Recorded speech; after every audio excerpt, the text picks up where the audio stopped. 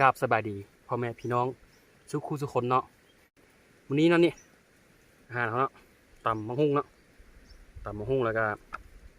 ข้าวเหนียวมีทอดแล้วจืดหมูเนาะมาแปลงผักอย่างละลายชนิดเลยเนาะมาแปลงเนาะเอาไม้มาจากสวนเลยเนาะแปลงอืม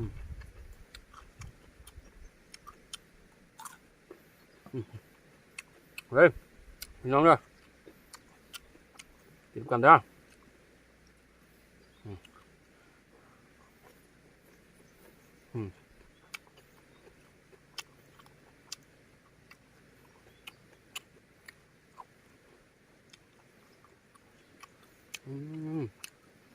ผักนี่จากสวนข้าพเจ้าเองเลยผักเนี่ย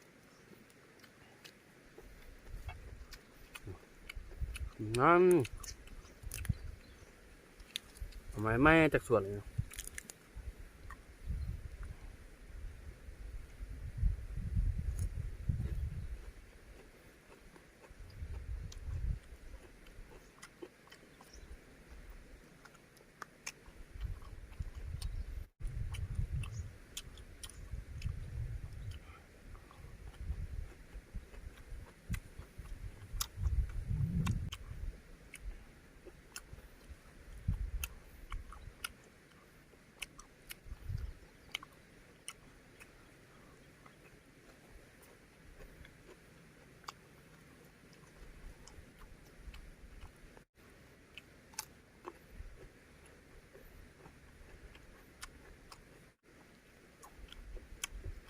จำน้ำกับใบอยู่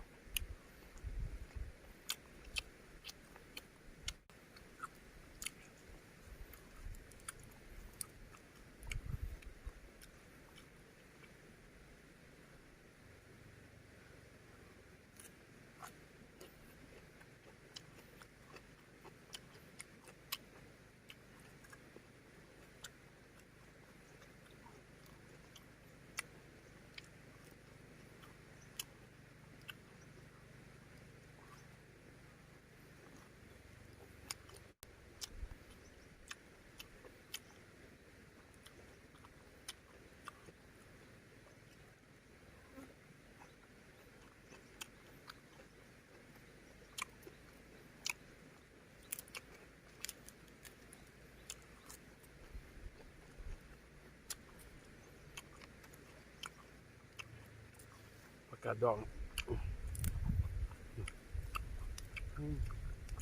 เนาะ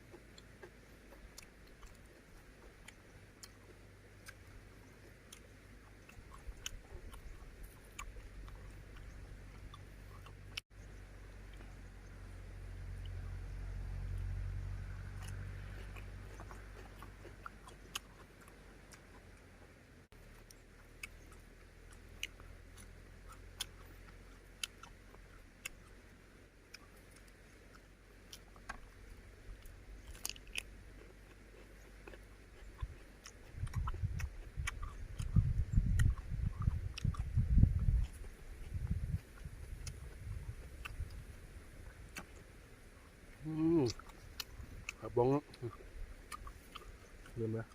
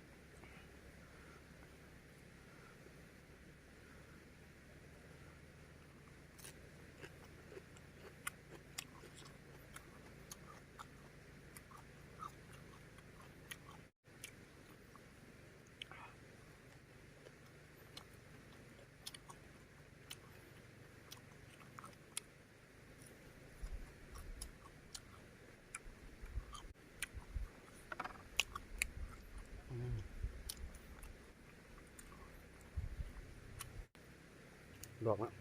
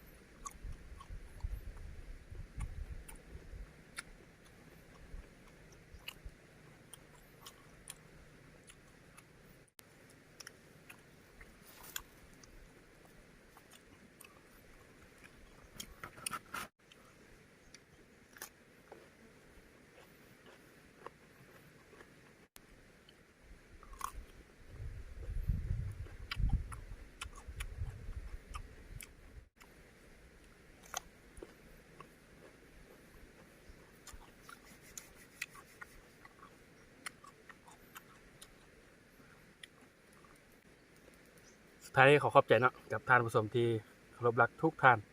ที่เมตตาเบิ่งซ่องข้าพเจ้าเนาะต่อไปข้าพเจ้าจะเฮ็ดหยังหรือว่าจะกินหยังอยู่ไสเนาะก็ขอให้ท่านผู้ชมติดตามกันต่อไปเนาะ